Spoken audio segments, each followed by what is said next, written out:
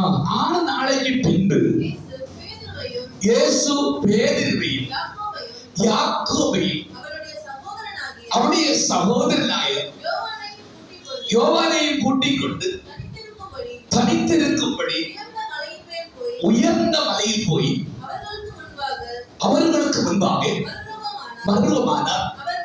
அவருடைய முகம் சூரியனை போல பிரகாசித்தது. அவருடைய வஸ்திரம் வெளிச்சத்தை போல வெண்மையானது. அப்பொழுது போதும் பாருங்க, தனித்திருக்கும்படியே அவள் பரிசுத்த ஆவியின் நம்மிடத்துல வரும்போது இன்னொரு அனுபவம், நாம் இயேசுவோடு கூட தனித்திருப்போம். அல்லேலூயா. விசுவாசம் இருக்கிறது. ஹல்லேலூயா. ஸ்தோத்திரம். ஒரு சின்ன கூட்டத்தில் இருந்தாலும் பரிசுத்த ஆவியானவர் நம்மிடத்தில் உண்டு. ஹல்லேலூயா. ஸ்தோத்திரம்.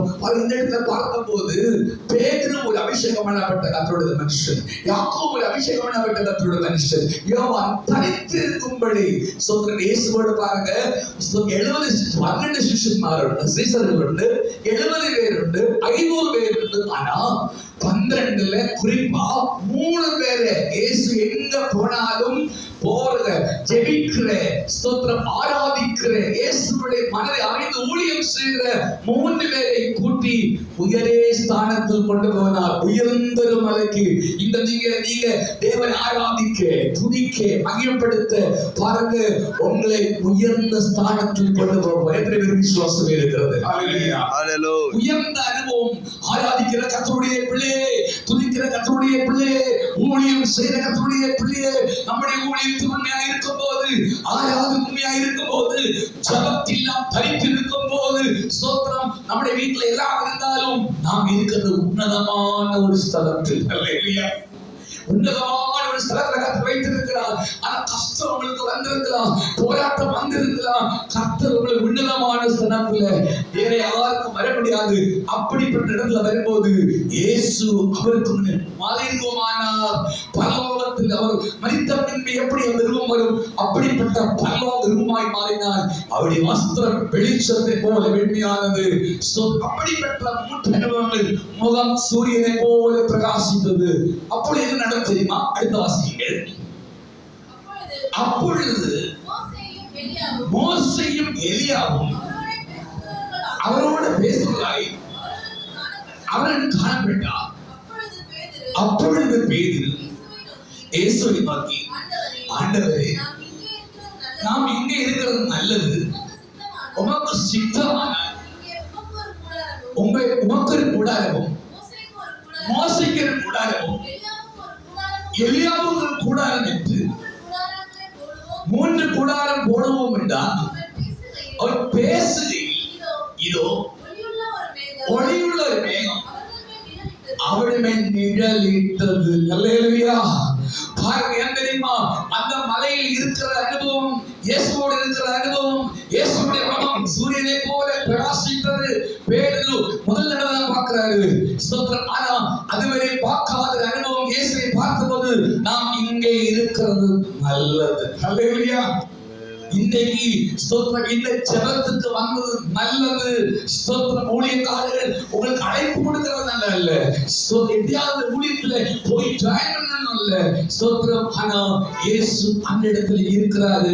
நான் ஜெபிக்கும் போது, நான் துதிக்கும் போது கர்த்தருடைய மகிமை இறங்கும். பேதுரு திரும்பி வர முடியாம ஒரு மகிமை, ஒளி உள்ள மேகம் அங்க இறங்கினது. ஹல்லேலூயா. அந்த வெண்மேகம் இறங்கினது. அந்த பரலோக தரிசனத்தை அவர் கொடுத்தார். மோசேயும் எலியாவும் ஒரு காலகட்டத்தில் வல்லமையோட ஊழியத்தை செய்தவர்கள் அந்த இடத்துல வந்தார்கள். இயேசுவோடு பேசினாங்க. பாருங்க, ஸ்தோத்திரம். அந்த மலைமையில் இருந்த இறங்கின என் தேவன், ஸ்தோத்திரம், தேவனுடைய மகிமை கண்டபோது பேதுரு, ஸ்தோத்திரம், இங்க இருக்கு நல்லது என்று சொன்னது போல, இன்றைக்கு இந்த ராத்திரி வேளையில இந்த இடத்துல இருக்கிறது நல்லது. இந்த இடத்துல மகிமை பெற்றுக்கொண்டு, அபிஷேகத்தை பெற்றுக்கொண்டு நீங்கள் போகும்போது உங்களுடைய வாழ்க்கை ஒரு ஆசீர்வாதமாய் மாறும். அல்லேலூயா. அல்லேலூயா. தாவீது சொல்லுகிறார், மானானது நீரோடைகளை வாஞ்சித்து கதறுவது போல என் ஆத்துமா உம்மை நோக்கி தாகமாய் இருக்கிறது. பாருங்கள், அப்படிப்பட்ட அனுபவங்கள் இயேசு கிறிஸ்து வழிநடத்தப்பட்டார். ஸ்தோத்திரம். அல்லேலூயா. ஸ்தோத்திரம். பரிசுத்த ஆவியானவர் நம்மை பலப்படுத்துகிற தேவனாய் இருக்கிறார். நமக்கு சுகத்தை கொடுக்கிற தேவனாய் இருக்கிறார். கிருபாவரங்கள் நாம் நிறைய வேண்டும். பரிசுத்தாவின் அபிஷேகம் நிரப்ப வேண்டும். பேதுரு சொல்லுகிறார் இந்த வல்லமை குறித்து வாசியுங்கள். 2 கொரிந்தியர் 4ஆம் அதிகாரம் 7ஆம் வசனத்தை வாசிக்கும் போது இந்த மகத்துவமுள்ள வல்லமை வாசிங்க. இந்த மகத்துவமுள்ள வல்லமை எங்களால் உண்டாயிராதபடி தேவனால் உண்டாயிருக்கும்படி விளங்கும்படி இந்த பொக்கிஷத்தை மண் பாண்டங்கள் வைத்திருக்கிறோம். அல்லேலூயா.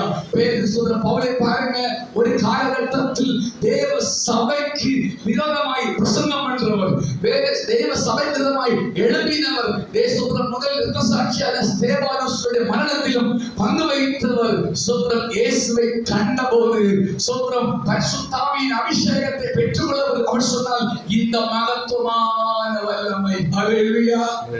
எல்லாரும் சாதாரணமாய் நார்மலாய் பேசுகிற ஹோலி ஸ்பிரிட் பரிசுத்தாவி ஸ்தோத்திரம். அந்த தேவ மனிதன் அதை புரிந்தபோது இது மகத்துவமான வல்லமை. எத்தனை பேருக்கு புரிந்தது? ஹல்லேலூயா.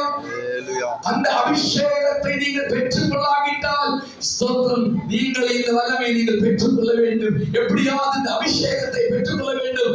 அபிஷேகம் பெற்றுக்கொண்டால் உங்களை சத்துரு எதிர்க்குவான். சத்துரு உங்களை தகர்க்க முடியாது. ஏன் தெரியுமா? இந்த அபிஷேகத்தில் உங்களுக்கு ஒரு பெரிய பாதுகாப்பு இருக்கிறது. அல்லேலூயா. ஒரு பெரிய பாதுகாப்பு இருக்கிறது.